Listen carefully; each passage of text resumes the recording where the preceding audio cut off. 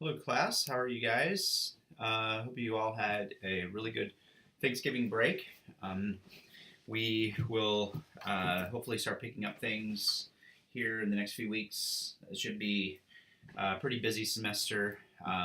Well, busy last part for you guys. I wanted to go ahead and go over some of the modules for you if you want to go ahead and look at it for Introduction to Philosophy.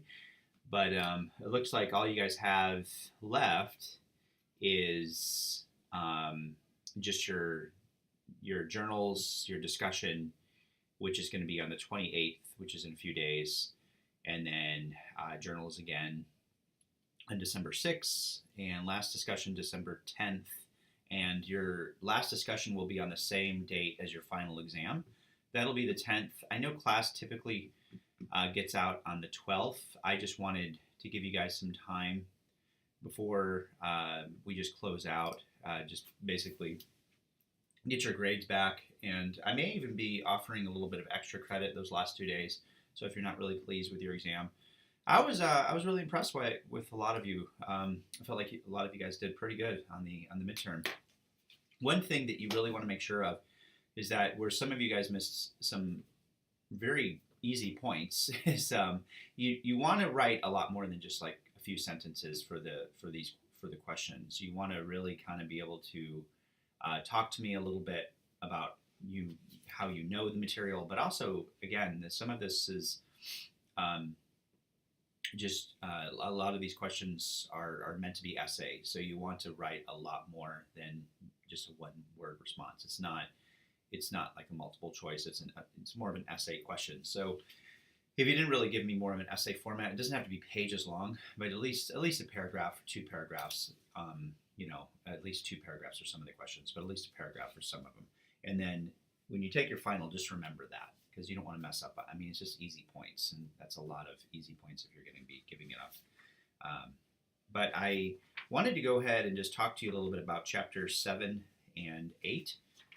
And then after that, we'll just have 9 and 10. Don't worry about 11. I know it says, you did say 11, but 11 is just basically talking about philosophy and non-Western philosophy. I just felt, I've really never really taught that chapter. I mean, it's interesting.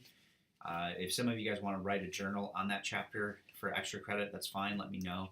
But I really just want to talk about Western philosophy in this semester. We only have a little bit of time. I can't really talk too much about non-Western philosophy. It's a very interesting subject, but it's like a completely different course. It's just almost like an appendix. So I just really wanted to focus on these last few chapters, which would be chapters 7 through 10. So I want to talk today about freedom. So freedom is very hard to, and then also talk about ethics. Freedom is let's talk about freedom. So freedom and the good life. So the assumption when it comes to freedom, it's one of those buzzwords that Robert Solomon and Higgins talked about before. It's easy for many of us to kind of look at freedom and just sort of hear the word freedom, and we have a lot of assumptions that might come up. Most people probably think when they hear the word freedom that it just means something that I'm allowed to do whatever I want, or freedom just means that I have no rules, or freedom means that there are no stipulations, I have free reign. So you have certain groups of philosophy like the hedonists or the Epicureans who would say the good life is when I just have freedom to do whatever I want. Like there are various forms of hedonists. Some on the extreme hedonists would be like use any kind of substances you want, have as much sex as you want, as long as it just felt good, that's like real freedom, versus kind of like the moderate hedonists that would say, seek out pleasurable things that would make you more free in the long run. For example, if you had sex with lots of people, the problem with that is you wouldn't necessarily feel very, very free, especially if you get a debilitating STD or you lose trust with a lot of people. It doesn't seem as quite free if those kind of things happen. So the reason why I bring that up is because the philosophy of hedonism, which I think a lot of people think of when it comes to freedom, often kind of comes in contact or jars with that term freedom, because a lot of people think that basically means that I'm just allowed to do anything. But we have to understand that's not necessarily how philosophers or ethicists really kind of define that word. Freedom doesn't rarely is ever defined as something that's just as something that has no rules. You have to look at a positive and negative aspect of freedom. That there's a negative aspect of freedom that you're getting away from, to a positive aspect of freedom that you're leaving something to actually be not enslaved, but to follow something else.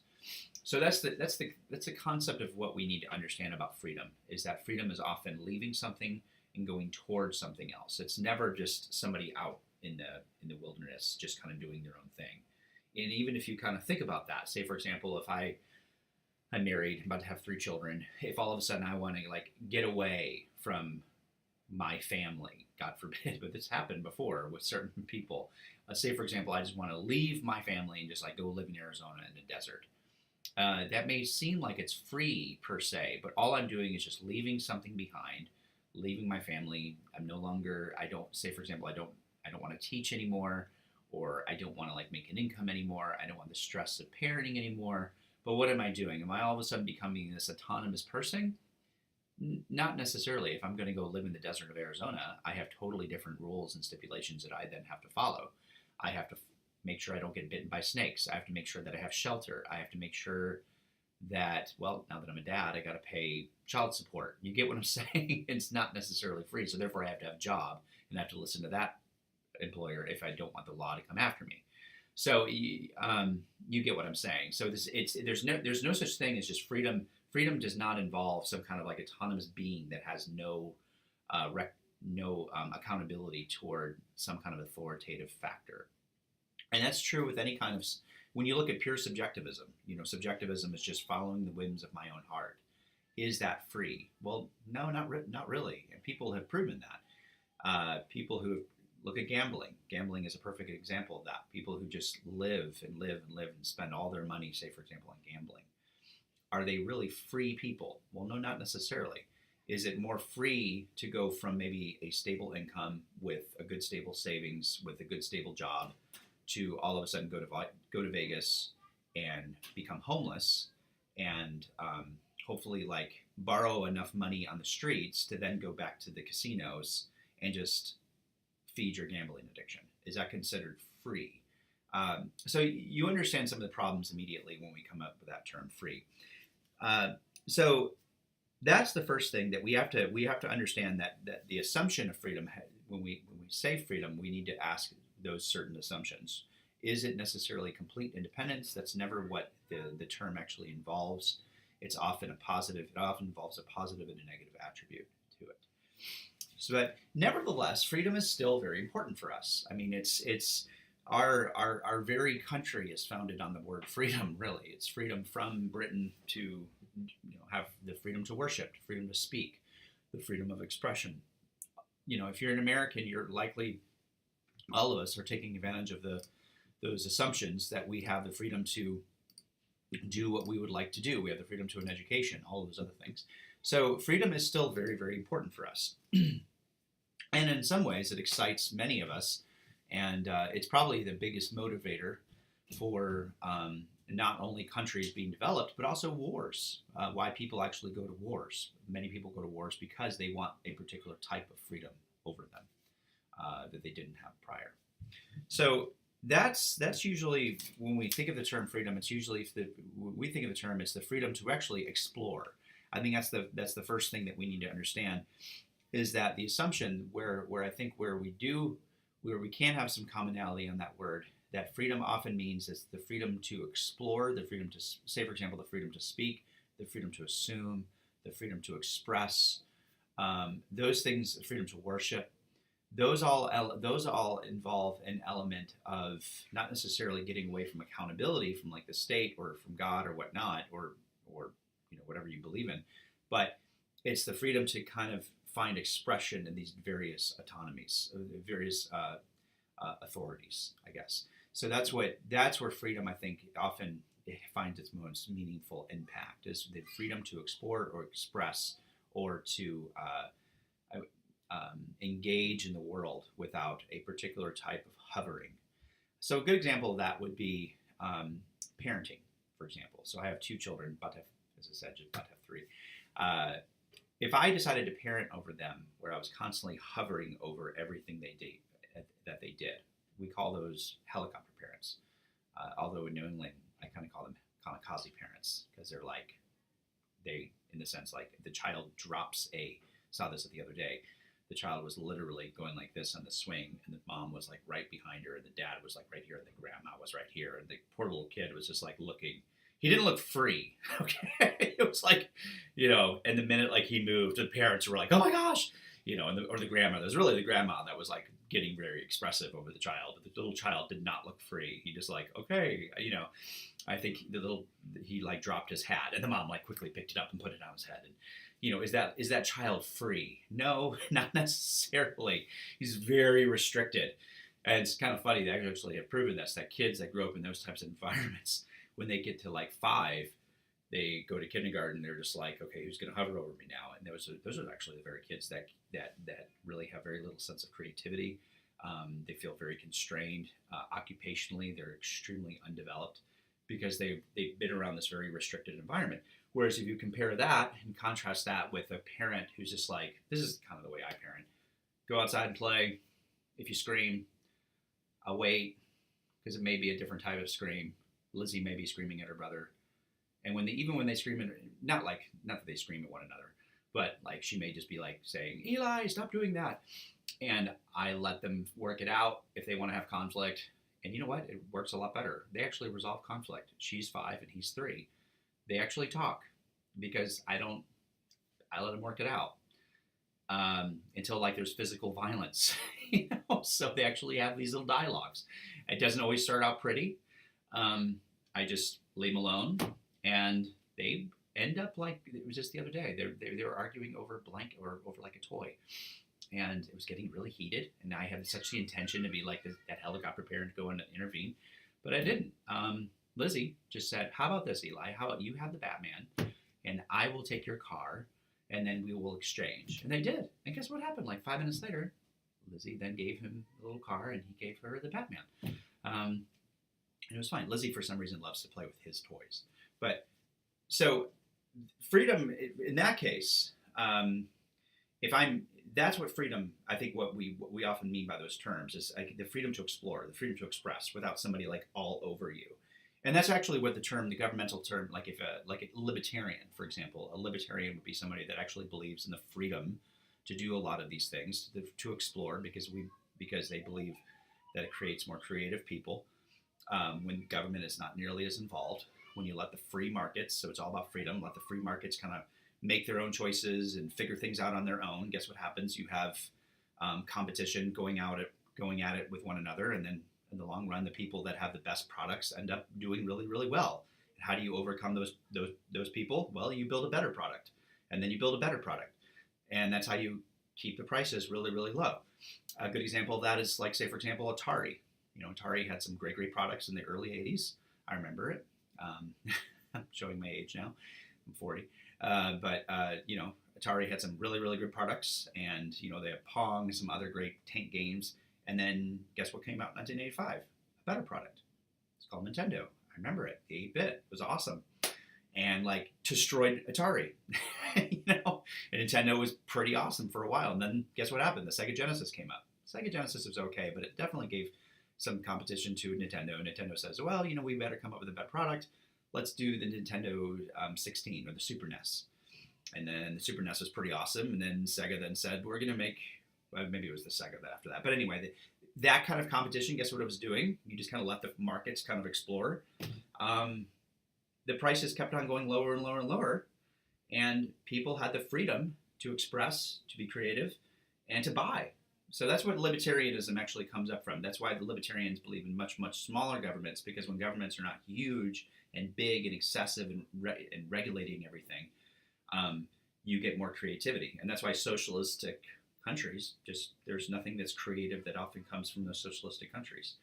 And I mean like dire socialistic countries, like, old school Russia and stuff like that. There are certain socialistic countries that are successful now, but it's mainly because they apply capitalistic economics in their theory of government, and that's actually why they're successful. I'm thinking of Sweden, for example. So they're socialistic in their healthcare and their education, but they're actually extremely capitalistic when it comes to the market and economy. In other words, they just kind of let the market figure it out. So that's often what we mean by freedom as well, like freedom to express. So freedom in governments. But freedom is very important to us. The first side of freedom is that that we intrinsically often want freedom. But then we have to kind of ask the question. So that's freedom. Now the next question is: do people actually want to be free?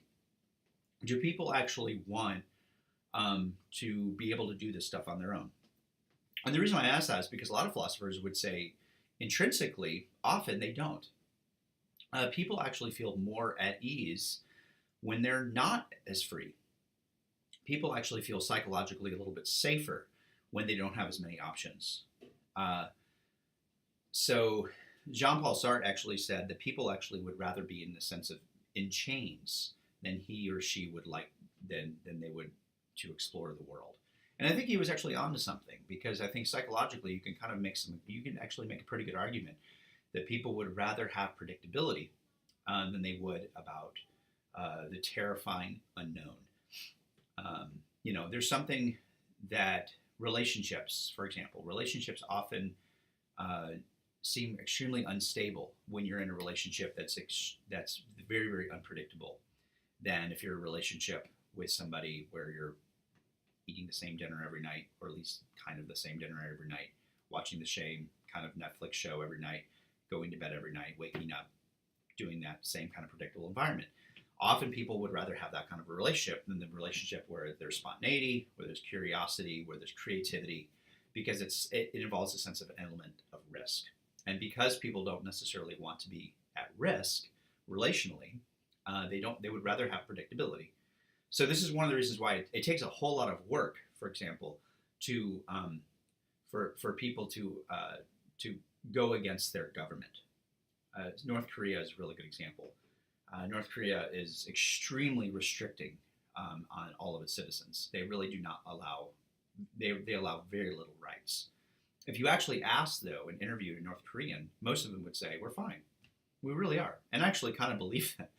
And why is that? It's like there could be plenty of reasons why, but and what Sartre would say is the main reason why is because people would much rather be under a tyrannical regime where there's, quote, predictability than have places like South Korea where there's free markets and free expression and freedom of speech and all those other things, and yet have a lot more risk that's centered around them. So I think Sartre was onto something that often, when it comes to our freedom, we often just don't want it. And so what do we do with that? And so, because when we look at freedom, there's an element of freedom that even it doesn't matter what we do, there's still going to be a sense of obedience and servitude to whatever we're following. So if you take the person in North Korea, I think they have a good point in the sense that maybe they don't want it, but what they're doing is that they're leaving that, and they're going to be obedient and then show service to a different kind of regime that may be more free or capitalistic, I suppose. So that's the first thing. Do we really want that kind of freedom? So therefore, we have to kind of think of these terms, what freedom is or freedom is not. The other thing too that I've already kind of alluded to this, that it's what we often look at when it comes to freedom, and this becomes a problem when we're trying to define our terms. We always have to make sure that freedom involves a negative and a positive aspect. So this is on page 227. If you don't have a negative and a positive aspect of freedom away from and to a freedom toward, you're not going to necessarily understand freedom, or it's not going to be a concept that's going to be really well defined. So a lot of people will say you have to get away from all these things, but they don't actually tell you what you need to be toward, what you need to be working toward. So there's no actual goal. So a lot of our political environment, a lot of the political divisiveness, for example, stems from you need to get away from, say, for example, get away from traditions. You need to get away from either the right, or you need to get away from the left, or you need to get away from um, particular concepts of whether it's sexuality or marriage, and that's it. And that's how people will define things. They'll say you must get away from these things. But if you don't also then say, well, this is what we're working toward, okay, you're not going to necessarily develop a very good concept of freedom. It's actually going to be a much more restricted term. So if all you do is just point out to the negative, so if you just say, for example, I'm trying to give a good concept, you must get away from traditional family. All right, you must get away from using terms like, mother and father or whatever. You must get away from a traditional understanding of a family. And if that's all you're doing, if that's all you're doing, then you're not actually establishing a more free society, because all you're doing is breaking things apart, right? And I think that's why a lot of people feel very polarized in our nation, because you have one side of the argument, you have more like the left, and the left is often saying we have to break things apart, and the right is saying something the opposite. They're saying, no, we have to build things up, but they're not necessarily talking about the negative, right? So they're just saying, no, freedom is just the traditional family and that's it, right? Or you have to work toward this, this, and this. But if they don't actually kind of come together in some way, or not even so much come together, but if there's not if it doesn't involve both a negative and a positive attribute to its philosophical goal, well, that's actually the problem. There is no philosophical goal. So when you're talking about freedom, you have to talk about a negative and a positive aspect. So there has to be something that you're getting away from to what makes this new thing better. So if you talk about, say, for example, families, which I don't know if that's really the greatest example, I'm just kind of looking at it. Traditional families, if you're talking about getting away from the understanding of traditional family, you better talk about why this concept over here is better. And please define what it means. So don't be, if you're talking to your conservative uncle or something like that, and he kind of pushes you back a little bit because he has a problem with some of your terms, and you're not offering him a positive solution, he has a right to push back, okay? Because you're not nearly as disciplined in your words as you need to be. So that's the thing when it comes to freedom. You must explain to people both the negative and the positive aspect of freedom. All right. Talking about freedom from and freedom to do something. They always have to go together. And also the one presupposes the other. So if you take, like, say, for example, freedom from, and this is what happened with some of the Arab Spring. So I'm going to talk about government for a second. Back in 2013, 2012, 2013, or maybe it was 11. Anyway, around those times, I think it's 12 and 13. There's a thing called an Arab Spring. And a lot of the people from Libya, Egypt, Jordan, I think it was mainly Libya and Egypt. So what they decided to do is that they wanted to get away from a particular Muslim regime that was very corrupt. They wanted to get away from it. And so you have this very motivational group of people that basically took over the government. They got rid of, say, for example, Gaddafi's government, Gaddafi's lineage in Libya, and also they did the same in Egypt as well. The problem with both of those countries now, though, and this is the question they never asked, they never actually said why something else was going to be better and what that something else was. And so what you actually see in Libya and as well as what's going on in Egypt right now. In fact, I just read that there's 300 Muslims that were just killed in a mosque, bombing in a mosque. You have a whole lot more crime and a whole lot more corruption now in Egypt than you did 10 years ago or 5 years ago. Okay, and why is that? Because the people rose up against and said, look, we got to get away from this regime, but they had nothing positive. When I say nothing positive, they didn't tell you what they were working toward, nor did they give you an explanation of what that thing was. So they were kind of left in the dark. And as Nietzsche said, which I think he's right, the greatest, the one with the most power ends up taking over, which is what happened in Egypt. And the one with the most power ended up taking over. And guess what happens? The Christian population went from 10% to basically 1.2.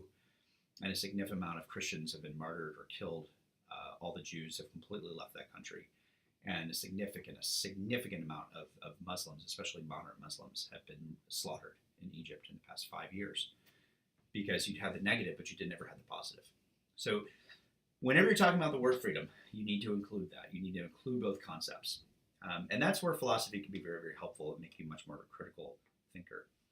And that applies for anything. It really applies for anything. Any kind of theory that may be controversial, death penalty, abortion, freedom of religion, all of these things. People will often talk at the end of the day about getting away from something or getting towards something, but if it doesn't offer the other attribute, it's problematic. The other thing, too, concepts of self and our notions of freedom. On page 229, I love what he says here. He said, what makes this particular word difficult is that most of us feel whatever we are fighting against, what we're usually fighting for, is in some sense ourselves, a chance to improve ourselves, a chance to be what we want to be. But as we saw in an earlier chapter, what counts as oneself is not as obvious either. So the other thing that's important for freedom is that freedom often involves a sense of self-expression. And self-expression is a very relative term, doesn't it? Because what is self? What is self? Is it myself versus yourself? And this is why I go back to the term freedom to explore for a variety of for a collective group.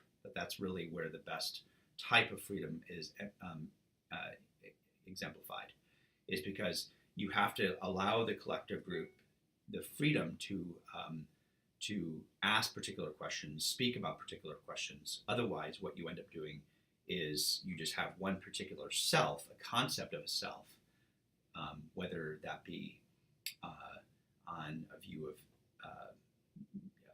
government or a view of sexuality, or you get it, fill in all the blanks. You just have that particular view of the self, and you have it as the meta-narrative over all these other ones. And that particular view of the self starts dictating what these other ones need to do. Okay. So this is often what kind of happens sometimes on college campuses when you have, so I went to a really conservative college campus in Jackson, Mississippi. It was very, very staunch conservative, and everybody in there they had to follow this particular regimented view of this confession. And the problem sometimes that we ran into, and I am no longer anyway affiliated per se with this group, but what you often ended up happening is that the expression on campus became very, very minimal. So if we had like a teacher or a student, especially a teacher, more thinking of teachers than students, if a teacher may be questioning some of these confessions or these rules about the confession, that teacher would often be let go or even fired. Not even so much as doubting it, but just kind of questioning it. So it really kind of left me somewhat befuddled. Unfortunately, the same thing's happening on a lot of college campuses today, where you have a very, very leftist regime that just says leftist policies on immigration, leftist policies on all these different terms. And if you have another person that says, well, I kind of disagree with this, and this, that person would often be isolated on a lot of college campuses nowadays. So what you need to kind of do is ask both to step aside, and it's important that when we develop ourselves to allow freedom of expression for a collective group to have the ability to struggle, to learn a voice collectively, but also in a disparate way, in an independent way, and to come together in some way, that this is what that we all want to grow as a unifying group. So, yeah. Let's move on though, because that's you could continue to read about what self-expression means and self-identity, and what does freedom. Freedom just is very hard to define. It often seems it's a very capricious term, but I think the author does a very good job at kind of laying a good foundation for us. But now let's talk a little bit about free will versus determinism. So free will is a very there's a lot of debate on whether or not people have free will, and I think rightfully so, because free will it's another buzzword, and I think a lot of people use it, but they don't really understand the complexity of what free will entails, nor what it involves. So, free will basically says that we have the ability to make particular choices without being influenced. we're autonomous beings. You know, that we can make choices without necessarily, we can make choices without other people necessarily influencing us, or the culture influencing us, or our religion influencing us, and we're somehow autonomous decision makers outside of the social, even psychological realms.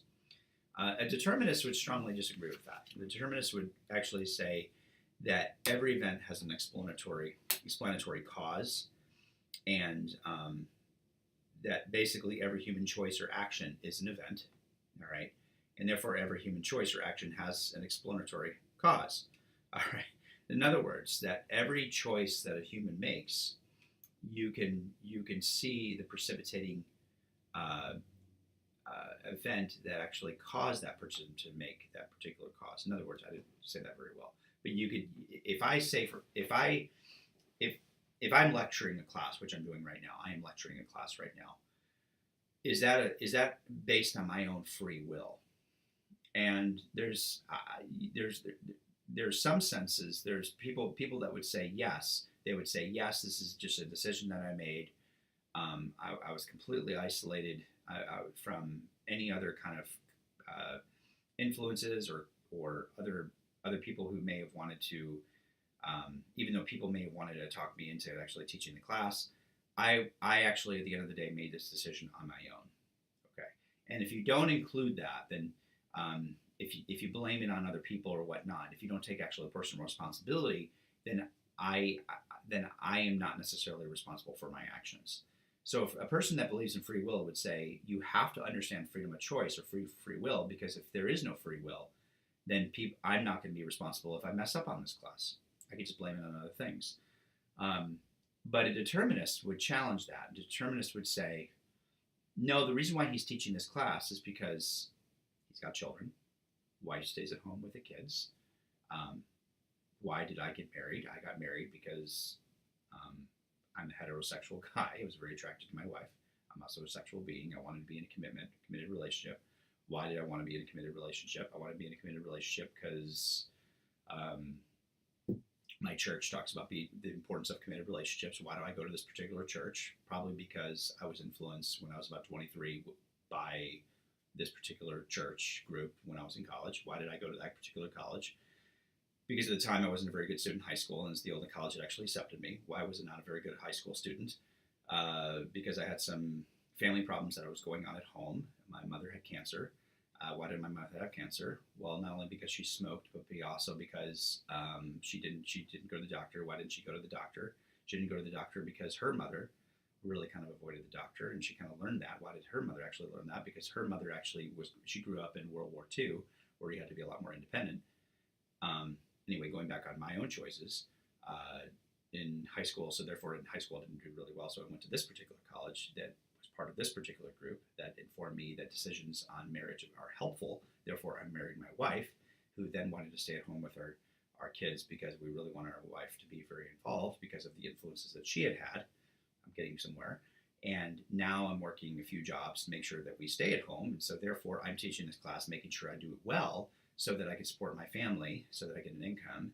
And those are all the precipitating causes that basically have influenced my decision to be here at 11:14 a.m. on Saturday morning. Do I have free will? No, not really. Okay, so you could do that all day long. You could do that with anything. You could do that. Why are you sitting here? You keep going, all the way to like Adam and Eve, all right, or the Big Bang, or whatever. I had a lot of fun with it. I had a lot of fun just doing that. That was not planned in this lecture. But so that's what a determinist would say. A determinist would say, look, at anything you do, any event you do, you could look at precipitating events, you could look at precipitating causes, and each of those causes go all the way back to basically the beginning of time. And so therefore, you don't have free will. Simple as that. But what do we do with that? Does that mean I don't have responsibility? Well, no. No. Why, though? So now there's a lot of stuff that I'm kind of covering over here, because I'm passing over a lot of the, on pages 235, where it talks about the evolution of physics. Some of the problems with looking at, the determinist factor is that when you look at atomic participles all of a sudden just like exploding in space without anything actually having a precipitating cause to it. Therefore, free will still must exist. Anyway, I'm passing over some of that. I'm passing over a little bit some of the consciousness stuff. So, but I wanted to kind of give you a concept of that's basically the difference between those types of free will versus determinism. But under all of that, though, I think what we need to say, and this is where really I think the arguments kind of miss one another, is that you have to look at the choices as much as you can look at all the precipitating choices and the causes prior to that. The one thing that you can't necessarily say has a full effect of a cause is the here and now present state of reality. And that is what we talk about when we talk about character and when we talk about my motivation right now. So you have to understand, as much as things might be determined, as much as things probably are not necessarily completely free in their will, we have to talk about compatibility. So how do we make these two things compatible to one another? How do we acknowledge the fact that all these precipitating events were extremely helpful and influential for me, but at the same time, I have some kind of choice in the matter. We have to look at it as my character. What is my character, and how do I treat these things in the present, here and now? Okay. And this is actually what the Buddhists, I think they're really very, very insightful on this, because the Buddhists were one of the very few religions that understand these types of questions. And so what Buddhism actually often talks about is the present reality, the here and now, the focusing on your breath and being aware of your surroundings is where you feel most free. And so it's one of the reasons why mindfulness is so important in Buddhist philosophy. I call it more of a philosophy than a religion, because that's really what it is that when you take breath, when you become more aware, when you become more cognizant of your surroundings, you are then able to explore. This is what we've been talking about the whole entire time. Anxiety. Where does anxiety come from? Anxiety often stems from either an inability to actually think or act because you're completely constrained on the failures that you made, or completely terrified on the actions that you're about to do. So therefore you do nothing in your anxiety. One of the helpful things of mindfulness and being present in the here and now is that when you become present, you ask those parts to step aside and you become maybe more aware. The fact that I'm wearing a sweater, the fact that it's about 72 degrees right now in my house, the fact that it's sunny outside. The more I'm aware of the present reality and also my character, that is where the anxieties go away, and that is how choices are then made. Okay. The precipitating factors are still extremely important, but they don't become the determining factors on the choices that I make when I am in presence of myself and of others. So that's where the compatibility actually comes in. And that's where Solomon and Huygens actually end the chapter when they start talking about character, being focused on that. Because that's also where Kant was really, that's where Kant wanted to focus on as well. When he talks about the categorical imperative is always, it's a very present imperative. Do that thing that seems that you would be willing to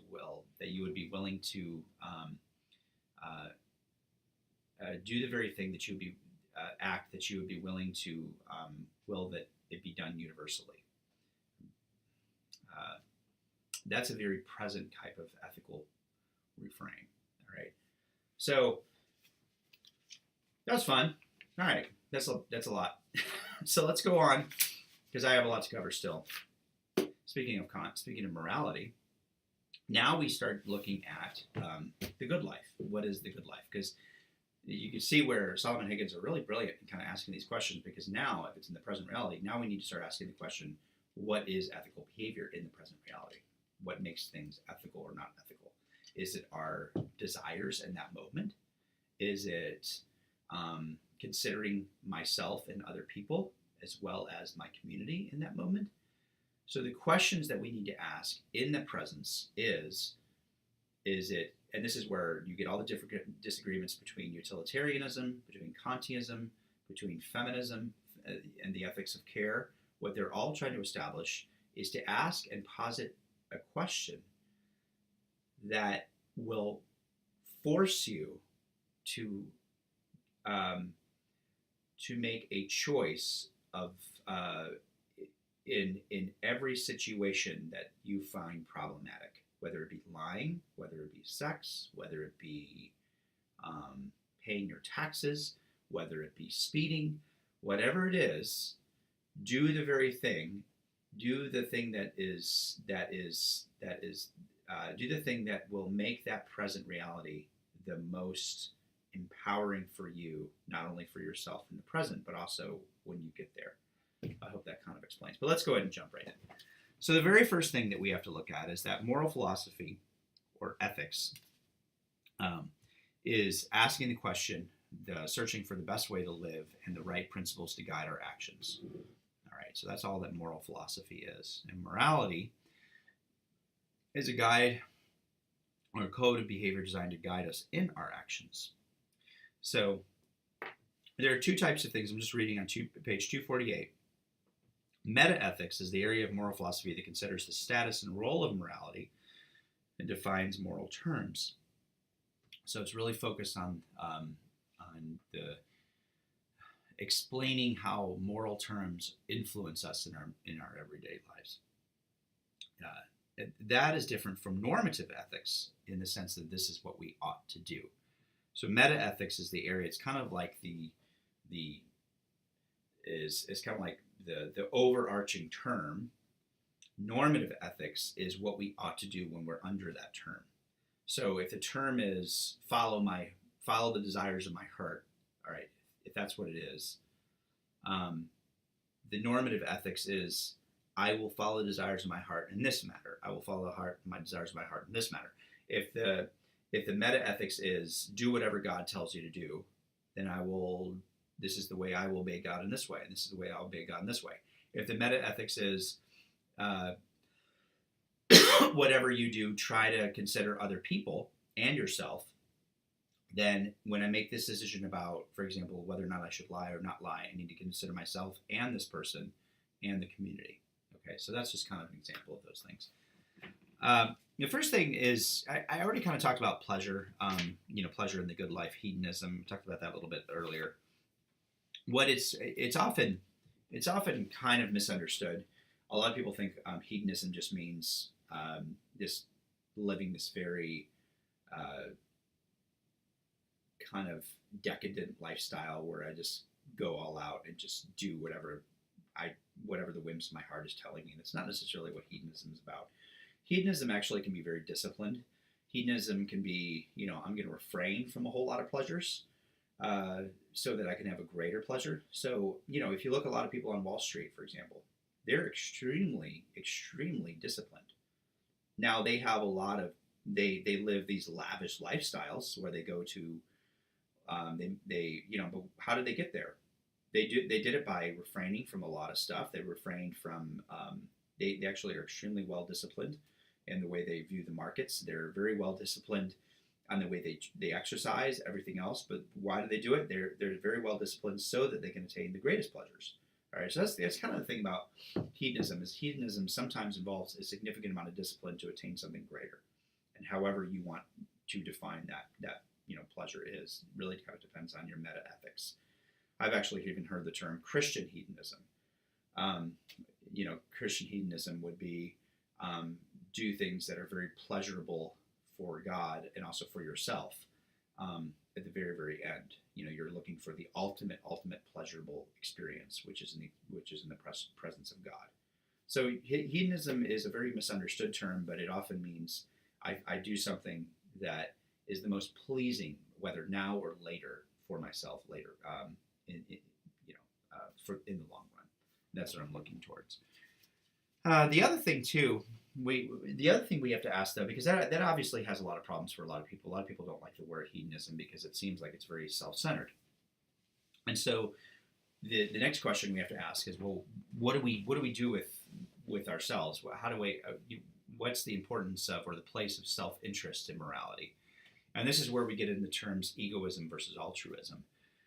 So egoism is basically it's not necessarily I am ego.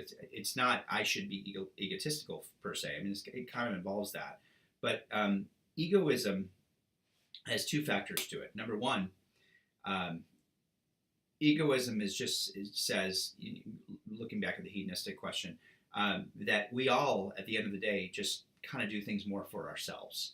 All right, and so that is different from altruism that says no, there are actually some things that we do that is very altruistic. So I want to take a few steps back here for a minute because I'm jumping a little bit too fast. So in ethics, what you often have in ethics is that you have an element of guilt that often comes in when it comes to ethical theory. So ethics is basically oughtness. Oughtness often initiates an element of guilt because you don't necessarily fulfill those things that you, quote, ought to do. So you ought to diet well if you're overweight. And what happens to a person that may be overweight? He or she doesn't diet well, they then feel a lot of shame, and that's often explains why they will continue to, quote, overeat. It doesn't necessarily create a very encouraging environment when you just are telling people what you ought or versus what you ought not to do. So in ethics, it always has this way that when it's in its to its adherents, that when you're adhering to it, that where the people that are listening to ethical theories, they feel the sense of shame or guilt when they're trying to follow it. So egoism came along because egoism came along, ethical egoism and psychological egoism. It came along because it was kind of tired of other people telling you what you should or shouldn't do. So before we can talk about psychological egoism, I do need to talk about altruism. So altruism is basically that it's people are not necessarily inherently selfish, but people should be encouraged to do charitable events. People that you should actually think of the good of other people. All right, you should think of actually feeding the poor. You should actually think about helping people get up off their 2 feet. And altruistic philosophies or altruistic ethical theories would often say there's an element of religion that often gets that is involved with a lot of altruistic ethical theories that state that well, Jesus did this for you, therefore you should do it as well. That kind of, or the Buddha did this for you, and therefore you should do what the Buddha is telling you what to do. And ethical egoism kind of came along and said, well, why are you assuming that people are altruistic? That's the first question. And if people aren't altruistic, why do you feel like people should just kind of do things that are altruistic? In other words, why do you feel like, in other words, an ethical egoist would come along and say, I don't really buy that people are altruistic. All right, let me give you a good example of that. So if you look at Hollywood, right? Hollywood spends an enormous amount of money giving its time and its energy to to various charitable events. Why do people who do and the question now is, why do these people like Angelina Jolie and Brad Pitt and all those other people, why do they give so much money to these charitable events? Some of you might actually say, if you read a lot of People Magazine and Star, oh, they're such good people. All right. People like me, though, it's going to be like, they're probably kind of doing it so that people can see them as basically good and so that we can kind of buy more of their movies. That's me. Okay? I don't really think they're doing it just for themselves. I mean, I just kind of feel like they're just doing it for themselves, in other words. Maybe call me really, really negative. So an egoist would say, okay, yeah, sure, he's doing it for the poor, but why is he really kind of doing it? Number one, why does Brad Pitt, every single time he has to give $1 million, why does he have to call all the press to make sure that he's, they take a picture of him showing the check of $1 million that he's giving to the Red Cross or whatever, or to the children of Africa? Why does he feel like he has to call the paparazzi in whenever he decides to do this? If it really was something that was done completely from unselfish motives, why does Brad Pitt or Johnny Depp or anybody else feel the need to call all the paparazzi off, all the paparazzi over and make sure they have pictures? Mainly because at the end of the day, this is where egoists would say, because an egoist would say, because at the end of the day, we're all selfish. I mean, if you don't believe me, why do people, for example, why do we give money to the poor? Is it really because you truly care about that person? Really? I mean, be really, really honest with yourself. Or, I'm going to challenge you here, or is it because the lucky stars were helpful to you, all right, and you saw somebody poor, you had a few extra bucks in your pocket.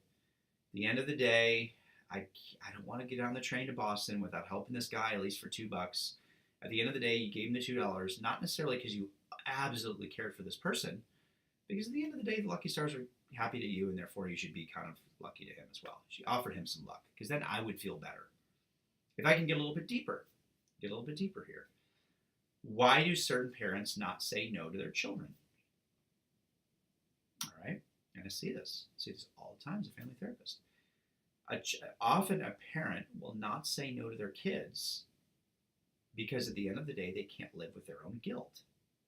I can't say no to my child because I can't see them getting so upset. This is really with adult children, for example. Say, for example, it's like a 35-year-old adult child living with their 65-year-old mother. Okay, and the mother just won't kick the guy out, even though he's like smoking weed and even using heroin and stuff. It's like, why won't you kick the guy out? Because she feels at the end of the day so guilty. And so it becomes like almost like so it's really about her. It's no longer about him. She can't say no out of her compassion. And this is the way she justifies herself, because if I'm going to be compassionate to him living with me, and therefore because after all, he'll just be on the street. Well, if he's on the street, he might actually get clean. But that question never comes up. She really can't say no to her child because at the end of the day, she can't say no to herself because she would have an excessive amount of guilt. And so an egoist would come along and say, well, that's just selfish. All right, it's selfish. But an egoist would say, that's okay, because we all are. All right, that's where egoists would often come in. They would challenge all of the ethical decisions that we make and say, look, at the end of the day, we care about one person only, this guy. And try to challenge that. Try it. I've tried. You're not going to win. I've tried. I have tried. And there's something when you kind of actually admit that. I'll say this. When you finally actually kind of admit that, there's something that actually happens to you. It's kind of free just to kind of admit that. It is. Because in a sense, you're kind of being honest with yourself. You know? But there's another thing that happens, and this is where an egoist wants to tell you, this is what an egoist often wants to tell you. Who the hell are you, okay, to the altruistic person, to therefore tell me or dictate laws to me that I should take care of other people if you're egotistical as well? All right. So Ayn Rand was a hardcore libertarian. All right. And now you kind of see the reason why. Because she was she was an egoist. All right. Ayn Rand believed that people who promoted theories of altruism were just parasites. That's all they were. She was also a Nietzschean. She was a Nietzschean philosopher. And so what she said, and it's really kind of fascinating, she said that basically when the church tells you, or not just the church, but when the government and all these other people are telling you, hey, you need to do this, this, and this for all these people out here, she calls them parasites. Because if we're all egotistical, and this is just who we are, then they are as well. Then who the hell gives them the right to sit there and say, oh, by the way, this is what you need to do, otherwise you'll be punished? You get the problem? It's okay if you want to feed the poor. I'm not saying this is an ethical egoist is fine with that, right? Totally fine. It's okay. In fact, do it. Do it. If that's actually what you want to do, awesome. Awesome. But what you don't have a right to do is, if we're all basically selfish, is to basically then say, okay, you need to do it or you're going to be punished. You see how hypocritical that is? Like if I say, hey, Betsy, I don't have a Betsy in my class. I'm selfish, you're super selfish, but you need to feed the guy, that when you get off the T in Boston, you need to make sure that you feed him or you give him a lot of food. Otherwise, I'm going to totally embarrass you at church tomorrow. That's a shit thing to do, especially if I just admitted to you and I am extremely selfish myself. And see, that's the problem. That's where Ayn Rand was coming. That's why libertarians generally are ethical egoists, because they say, If you want to give charitable events, awesome. That's awesome. But you don't have a right to dictate to other people that they need to do charitable events as well.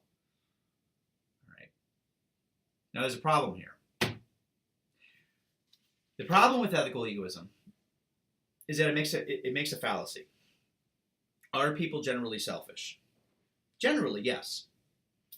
But, however, just because you're motivated to do something by your own desires doesn't mean that it's selfish. Okay, that's actually a fallacy. Just because I'm motivated to do something because my desires tell me to do it doesn't necessarily mean that it's only all about me. So an example of that is just because I'm involved in the equation, the problem with ethical egoism is that it makes an either-or fallacy. Because it says if you're kind of involved in the equation, then we're all egoists, we're all selfish. But if you're not involved in the equation, then none of us are selfish. Well, we're all kind of involved in the equation, therefore we must all be egotistical. You see, that's actually a false. That's an either-or fallacy. So the biggest problem with egoism, even though it's very appealing, and I think they have some great points, especially if you're trying to dictate laws or ethical terms when you're just as bad as this other person, right? You always have a right to. It kind of gives us the freedom to say, "Who the hell are you?" In other words, I think. But at the end of the day, just because you're involved in the equation doesn't necessarily mean it's selfish, because you always will be involved in the equation, and no matter what. And caring for yourself sometimes actually necessitates the greatest source of compassion. So going back to being a therapist, I always have to take off my teacher hat and become like a therapist. It's kind of fun. I have found people that have very good boundaries, for example, people that know how to communicate really well, when they actually spend an enormous amount of time, a healthy amount of time, taking care of themselves, exercising, dieting well, saying no to things. I remember helping a client a long time ago, this kind of that mother-son situation. She finally said no to her son. You realize that before she actually said no to her son, she was very bitter, she was very angry, she was very, and then when she finally did, she became one of the most loving people. She was just very loving, very encouraging. Why? Because she started actually taking care of herself. Have you guys ever been in that situation where you finally just had to say no to somebody, whether it was a boss, whether it was a boyfriend, whether it was a girlfriend, whatever it is? You just say, I can't do it. No. It was hard, but you felt like a weight. You felt you just felt better. And actually you became more compassionate. And psychology has actually proven that. The more you actually take care of yourself, the more compassionate you actually become. The more you say no, right? And you say it without feeling really guilt. Nope, can't do it. Because at the end of the day, you know that you're not responsible on whether or not the person likes it or doesn't like it. You're responsible for one thing, just to tell them what it is, okay? And do it with compassion, what your yeses and nos are, but you're not responsible for whether or not Billy likes it or not likes it. That's his responsibility. You actually become a much more compassionate person. So that's the problem with ethical egoism, is that just because you're involved in the equation doesn't make it wrong. I'm putting my teacher hat back on. Okay, that's fallacy.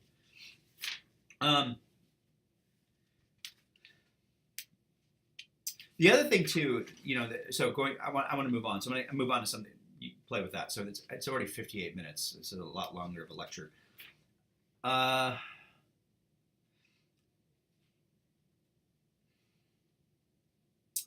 don't know what to do with relativism versus absolutism. I'm going to skip over that. I'm going to kind of skip over that. Basically,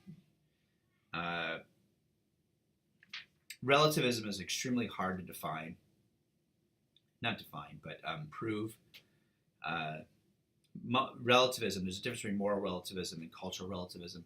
Moral relativism is a thesis that there are no universal and essential moral values, that there's just none. Whereas cultural relativism is different. It actually says that different people, in fact, have different values, but it still leaves open the question whether or not we should follow those values or whether or not those values are correct. All right. So female circumcision actually occurs. It's a moral relativist would say, I have no right as a Western white male to say to um, a person performing female circumcision that they're wrong because I'm an American white male. I have no right to say that anything. A cultural relativist would say um, there are certain cultures that follow female circumcision, but I sure as hell still don't think it's right. I actually think it's horrendous. Okay, so that's the difference between cultural relativism versus moral relativism. Okay, those are the two different terms. Just to kind of clarify that. But I want to skip over to, and I think I'm going to end on this. We still have a little bit more to go. I apologize. Duty define morality. I think you guys pretty much duty define morality is Immanuel Kant. That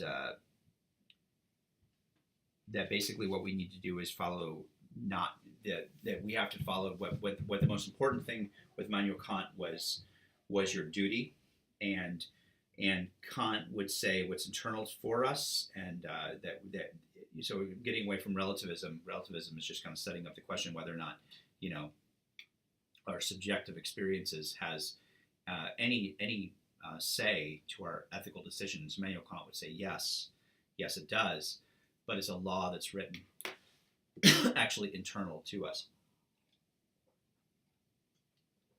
So God does not give us laws, but tells us what reason is capable, what is capable of justifying, or what reasons are. So this is about the time of the class where I would actually ask the class to take a break and then let me go. But I'm going to try to finish it up. So Immanuel Kant believed in one thing, which is the categorical imperative, which I kind of talked about before. But Kant basically, I want to kind of talk about his maxim. So what he would say, the categorical imperative seems pretty straightforward. He tells us that we need to basically act only according to the maxim, where you can at the same time will that it should become a universal law. So again, act only according to that maxim, whereby you can at the same time will that it should become a universal law. So if you're involved in whether or not you should pay your taxes, this is how Kant would actually apply this. So taxes are given to me, and I owe the government $500. Okay. So just give an example. Kant would say act according to that maxim, whereby you can at the same time will that become a universal law. Now, if I decide, you know what, I'm not going to pay my taxes, can I therefore will that decision become a universal law, where everybody that gets a bill for $500 can do the very same thing?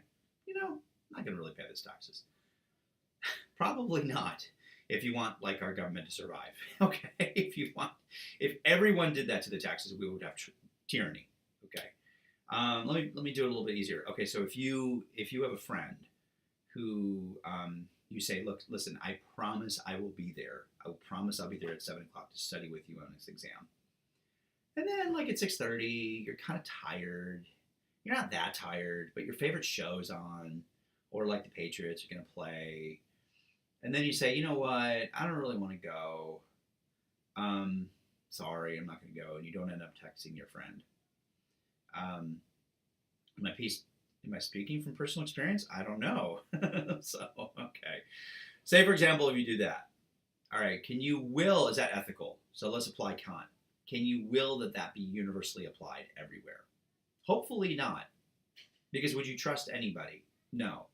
Because everybody's promise would be useless. If you promise your friend you'll be there, Kant would say you better damn well be there. Okay, otherwise your word doesn't mean anything. So be there, even if you don't feel like it. All right, so that's where the maxim can be very, very useful. All right, because it's still kind of subjective. It's still like asking myself the question.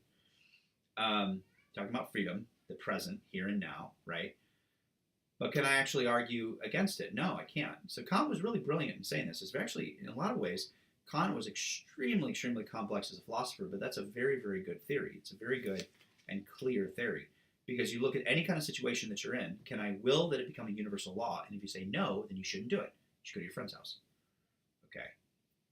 All right. That's one of the nice things about Kant is that it creates clarity for you in every single kind of ethical situation.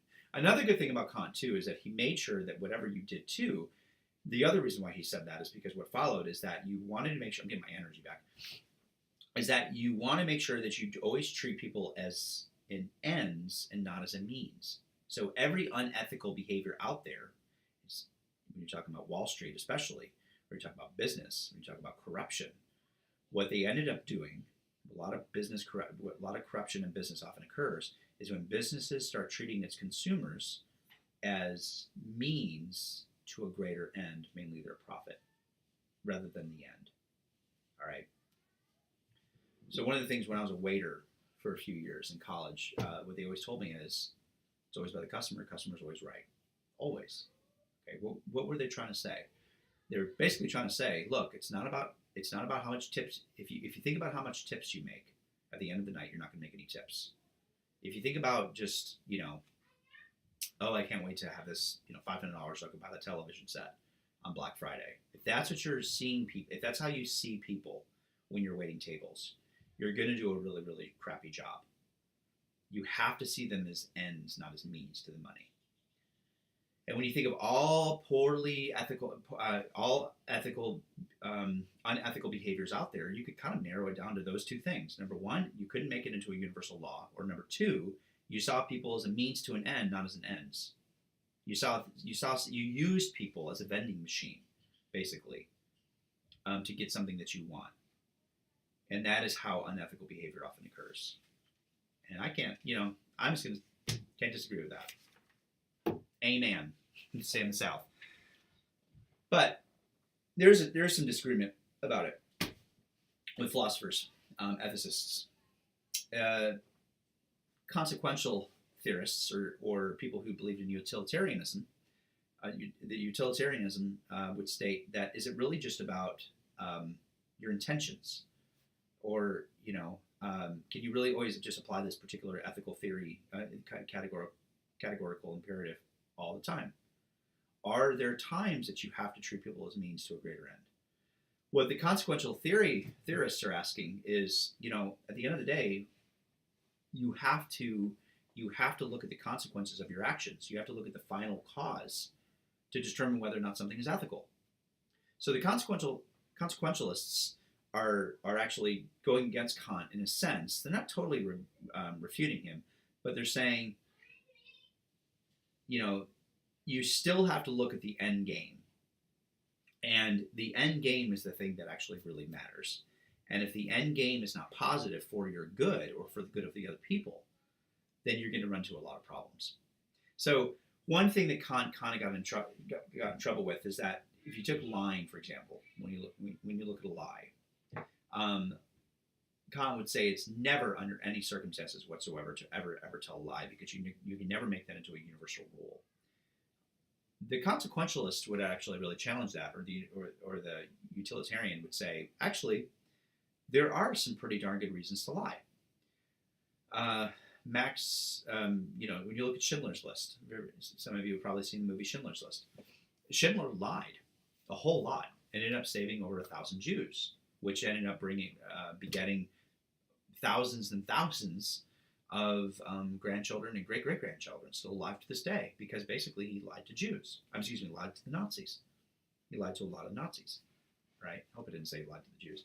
I'm getting tired. So he lied to a lot of Nazis to save Jews. Okay, that's what Schindler did.